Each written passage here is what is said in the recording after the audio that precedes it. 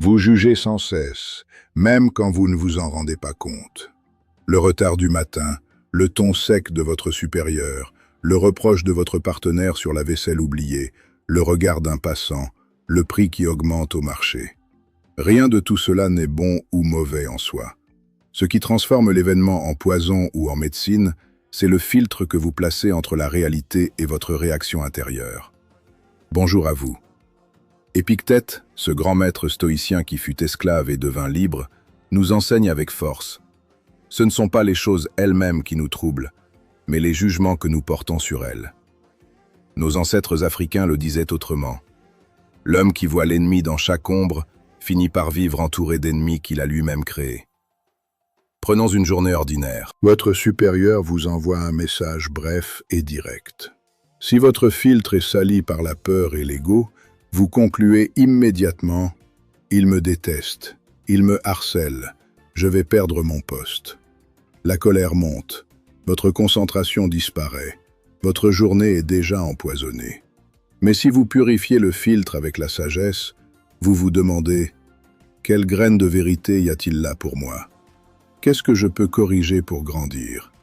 Alors la même situation devient un maître, un appel à l'excellence.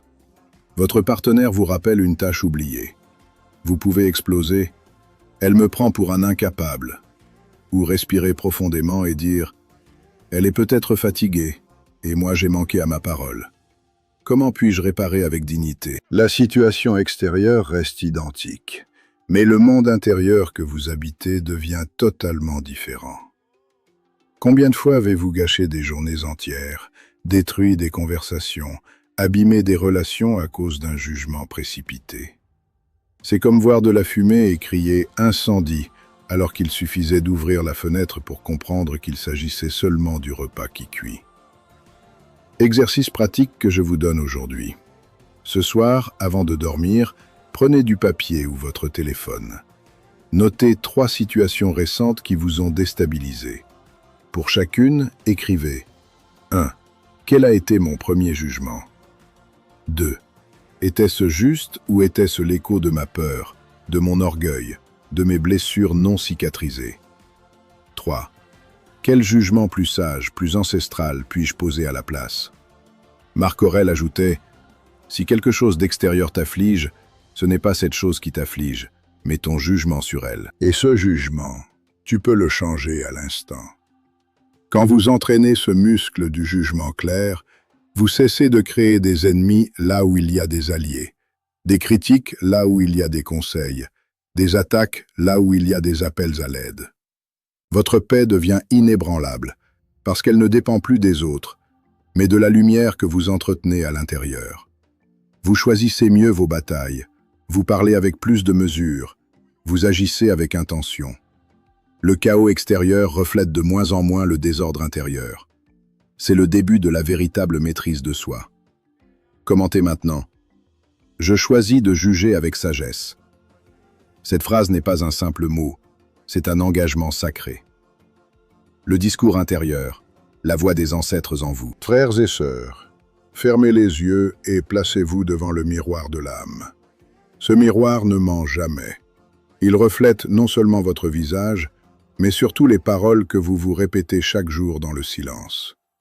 Dans la grande sagesse africaine, on dit « Les mots sont des semences. Ce que tu plantes dans la terre fertile de ton cœur, tu le récolteras dans ta vie visible. » Les stoïciens confirment « Change la voix intérieure et tu transformes entièrement ton destin. » Beaucoup d'entre vous se parlent comme à un ennemi. « Je suis nul. Je fais toujours des erreurs. Ça ne marchera jamais. Je ne suis pas assez. » Ces phrases paraissent anodines, mais elles sont comme l'eau qui tombe goutte après goutte sur la pierre. Année après année, elles creusent des ravins profonds dans votre confiance, votre courage et votre capacité d'action. Observez vos journées. Une petite erreur au travail et vous devenez idiot. Vous oubliez quelque chose et vous êtes incapable. La peur monte avant une décision. Et vous concluez « Je n'en suis pas capable ». Ces jugements sont des poisons lents qui vous maintiennent petit. Le chemin de la transformation commence par un nouveau langage. Remplacez « je ne peux pas » par « je suis en train d'apprendre ».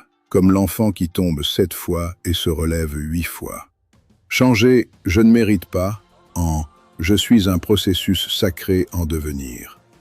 Passez de « je suis un raté » à « j'ai reçu une leçon que mes ancêtres m'aident à transformer ». Nettoyez les gravats accumulés, critiques de l'enfance, étiquettes injustes, mensonges que vous avez acceptés comme vérité. Parlez-vous comme un ancêtre bienveillant et ferme s'adresserait à son descendant qu'il veut voir grandir. Avec respect, vérité et encouragement constant. Ce travail invisible est le véritable fondement. Avant de ranger votre maison ou vos finances, purifiez d'abord cette voie intérieure. Une nouvelle vie ne commence pas par un nouveau travail, mais par un nouveau ton avec soi-même. Commentez avec conviction. Je choisis de changer mon discours intérieur. Assumer ses responsabilités. Devenir le chef de son propre village. Mes bien-aimés, regardons la vérité en face avec courage. Le désordre est devenu si courant qu'il passe aujourd'hui pour normal. On glorifie la fatigue, on nomme « self-care » ce qui n'est souvent que fuite. Mais nos ancêtres savaient, celui qui ne cultive pas son champ voit les mauvaises herbes envahir tout jusqu'à l'étouffer. Votre vie est votre village. Si vous n'en êtes pas le chef responsable et vigilant, l'apathie, la paresse, les distractions et les excuses prendront le trône. Regardez honnêtement. Vous dites manquer de temps pour votre santé, pourtant vous passez des heures sur votre téléphone. Votre maison est en désordre, votre corps négligé, vos comptes évités, vos relations superficielles. Comment espérer un esprit clair dans un tel environnement? Assumer ses responsabilités, ce n'est pas attendre la motivation. C'est agir même quand le cœur est lourd, comme le chasseur qui sort à l'aube malgré la pluie parce que le village doit manger. Cuisiner au lieu de commander par facilité. Ranger au lieu de repousser. Excusez-vous sans orgueil. Affrontez vos factures sans détourner le regard. Tenez vos promesses, même petites. Sénèque nous enseigne « Le vrai bonheur est de jouir du présent sans dépendre avec anxiété de l'avenir. » Ce présent, vous ne le posséderez pleinement que lorsque vous cesserez d'être l'otage du chaos que vous avez laissé grandir. Organiser sa vie, c'est reprendre sa dignité. C'est affirmer « Je ne suis plus négligeable. Je suis digne d'ordre, de soins et de respect. » Défi concret pour aujourd'hui. Choisissez une seule zone négligée, corps, maison, finances ou relations, et posez un acte responsable, même petit, avant la fin de cette journée. Faites-le avec pleine présence et intention. Commentez avec puissance. Je choisis d'assumer mes responsabilités. C'est à cet instant précis que vous arrêtez d'arroser les mauvaises herbes et commencez à cultiver votre force véritable. La force intérieure, l'esprit est l'ancêtre le plus puissant. Frères et sœurs, combien de fois avez-vous cherché à l'extérieur ce qui dormait déjà en vous depuis toujours? Dans les moments difficiles, la réaction est presque automatique. Chercher du secours, des distractions, un sauveur extérieur. Pourtant, la plus grande vérité de la sagesse stoïcienne et africaine est celle-ci. Tout ce dont vous avez besoin pour vous relever existe déjà en vous. Votre esprit ressemble à l'iceberg majestueux. La partie visible, vos paroles, vos gestes du quotidien, n'est que la surface. En dessous reposent vos croyances profondes, vos forces silencieuses, votre résilience ancestrale, votre capacité à traverser les tempêtes. Même si le monde extérieur s'effondre, travail, relations, santé, celui qui a bâti un temple intérieur solide reste debout, droit comme le baobab après la tempête. Exemple puissant. Vous échouez dans un projet important. Voix ancienne. Je suis un raté. Voix nouvelle. J'ai reçu une leçon précieuse que je vais transformer en sagesse. Vous ressentez de l'anxiété avant une grande décision. Tout va mal se passer. Devient « Je vais faire de mon mieux et, quoi qu'il arrive, je saurai faire face avec dignité. » Marc Aurèle l'a écrit pour les siècles. Tu as du pouvoir sur ton esprit, pas sur les événements extérieurs. Comprends cela et tu trouveras la paix. Les griots africains chantaient la même vérité. Le guerrier le plus puissant n'est pas celui qui porte la plus grosse lance, mais celui qui a maîtrisé son propre cœur et ses propres démons. Activez cette force chaque matin. Parlez-lui. Entraînez-la dans les petites choses du quotidien. Elle attend votre appel depuis trop longtemps. Commentez avec feu. Je choisis d'activer ma force intérieure. Ce n'est pas une simple phrase, c'est le début de votre renaissance. Lâchez ce qui consume. Libérez le ballon de votre âme. Mes fidèles, beaucoup s'effondrent non pas parce que la vie est trop lourde, mais parce qu'ils continuent de porter ce qu'ils auraient dû laisser au bord du chemin depuis longtemps. Comme le disait Lou Holtz, ce n'est pas la charge qui te fait tomber, mais la manière dont tu la portes. Un travail qui vide votre âme jour après jour, des amitiés toxiques nourries de commérages et de plaintes constantes, des habitudes silencieuses qui volent votre temps et votre énergie, défilements infinis sur les écrans, sommeil irrégulier, achats impulsifs. Chacune semble légère seule, mais ensemble elles vous clouent au sol comme des ancres invisibles. Imaginez un grand ballon à air chaud prêt à s'élever vers le ciel. Vous pouvez augmenter la flamme autant que vous voulez.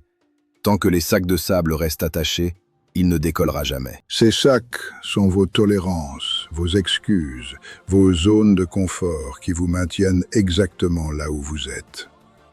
Le stoïcisme nous apprend à distinguer clairement ce qui dépend de nous et ce qui ne dépend pas. La sagesse africaine ajoute avec force: si tu continues à nourrir le serpent dans ta case, ne t'étonne pas qu'il te morde un jour. Couper ce qui vous consume n'est pas de la froideur. C'est de la maturité émotionnelle. C'est de l'amour profond envers soi-même. Chaque chose que vous lâchez est un acte de liberté pure. Action puissante à poser aujourd'hui. Identifiez un seul poids que vous portez encore inutilement.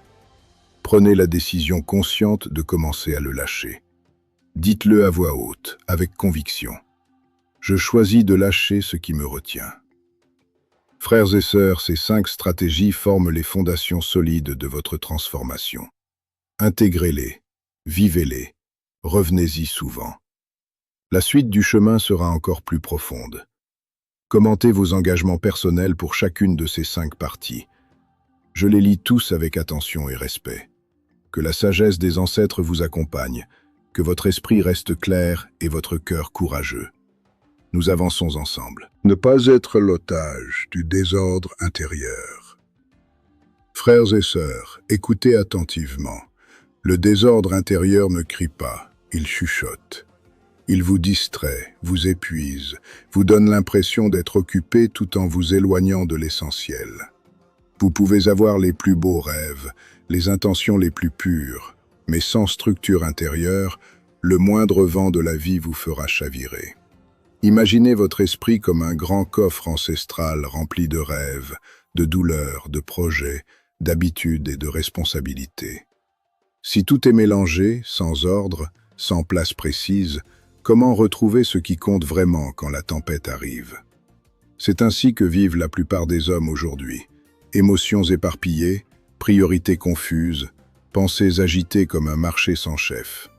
Un commentaire déplacé, une critique, un imprévu, et vous perdez votre équilibre. Le stoïcisme nous enseigne que la vraie liberté ne vient pas du contrôle total des événements extérieurs, mais de ne plus être esclave de la confusion qui naît en nous. Nos ancêtres africains disaient « L'homme dont la case intérieure est en désordre ne peut pas recevoir les ancêtres avec dignité. » Le désordre vous vole subtilement. Il vous fait gaspiller votre énergie sur le secondaire, vous pousse à des décisions impulsives, vous garde occupé mais jamais accompli, épuisé mais jamais en paix. Pratique stoïcienne puissante que je vous transmets. Chaque soir, avant de dormir, prenez 5 minutes pour la révision sacrée. Demandez-vous, qu'ai-je fait aujourd'hui qui m'a rapproché de la vie que je veux? Qu'est-ce qui m'a fait perdre du temps et de l'énergie? Que puis-je améliorer demain avec plus de sagesse? Cette révision est votre phare dans la nuit. Elle vous permet de reprendre la barre. Sénèque nous rappelle, ne vivons pas comme si nous attendions que la vie commence. Elle a déjà commencé.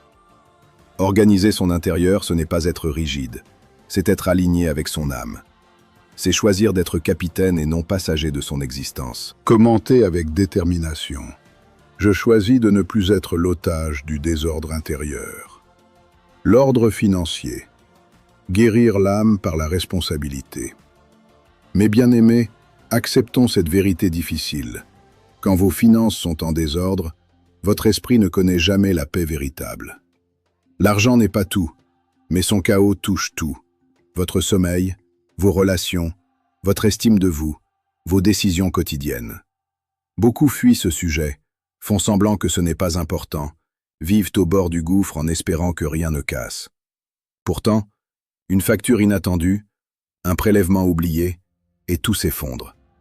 Chaque dette non réglée occupe un espace mental qui devrait servir à créer, à aimer et à grandir. Nos ancêtres africains enseignaient que la terre que tu ne cultives pas finit par te réclamer son dû avec force. Les stoïciens ajoutent « Traitez chaque ressource avec respect, car elle représente du temps de vie sacré. » Le premier pas n'est pas glamour. Regardez en face vos entrées, vos sorties, vos dettes. Vivez en dessous de vos moyens. Mettez de côté 10% même si cela semble peu. Supprimez les dépenses qui ne nourrissent que l'ego. Chaque euro est une goutte de votre énergie vitale, de vos heures de travail, de votre sueur. Organiser ses finances, ce n'est pas devenir riche du jour au lendemain, c'est guérir. C'est libérer votre esprit des chaînes invisibles. Régler une dette est aussi vital que soigner son corps, car la dette émotionnelle rend malade. Action concrète aujourd'hui, prenez 15 minutes pour lister vos dépenses du mois dernier. Identifiez une habitude qui fuit votre énergie et décidez de la couper ou de la réduire.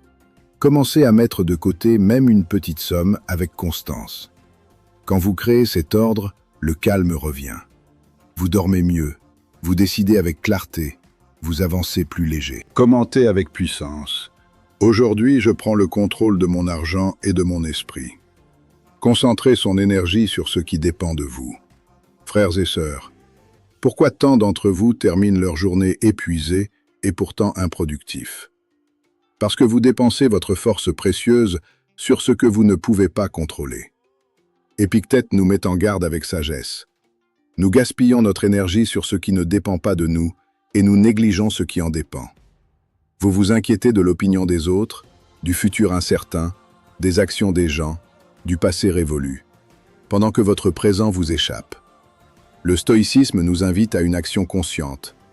Concentrez-vous sur votre attitude, vos efforts, vos choix du moment présent. Nos ancêtres disaient « Le guerrier sage ne combat pas le vent, il ajuste sa voile ».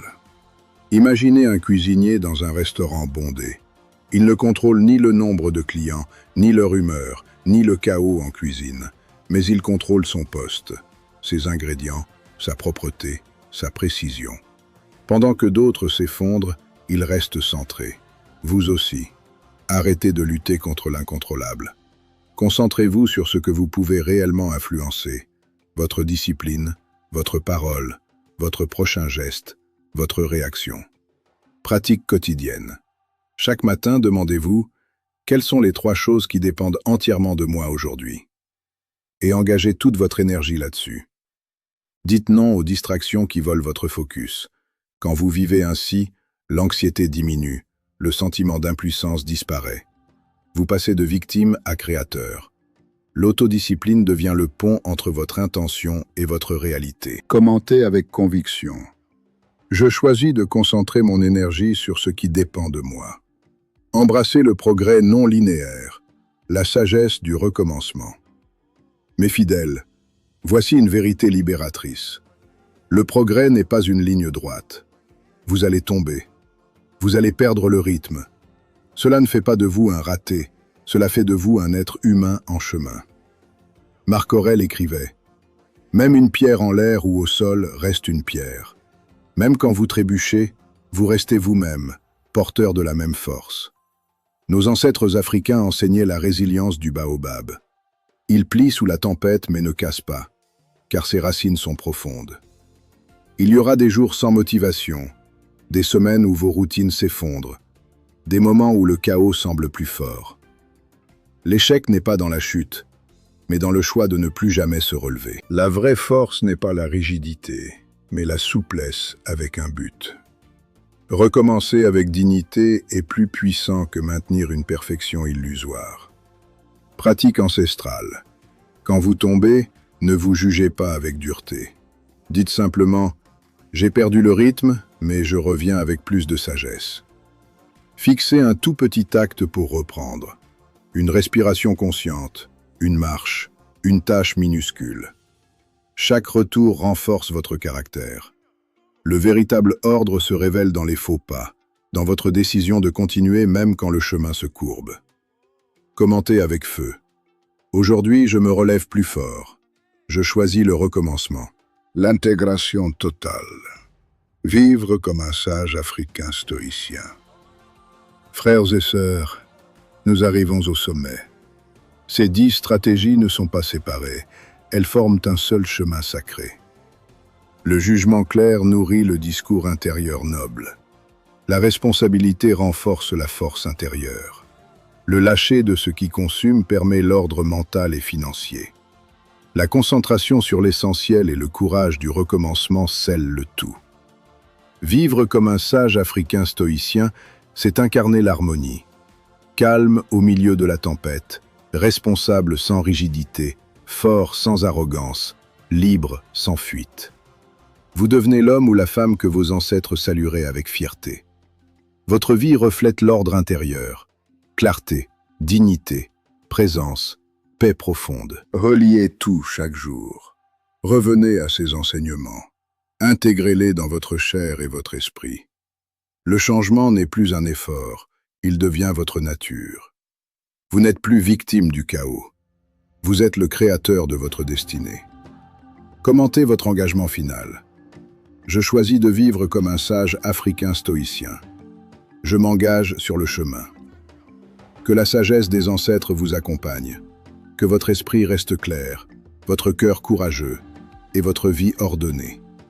Nous continuons ensemble, pas à pas, avec force et amour. Abonnez-vous pour ne rien manquer des prochaines transmissions de sagesse. Je vous attends dans les commentaires. Paix sur votre chemin.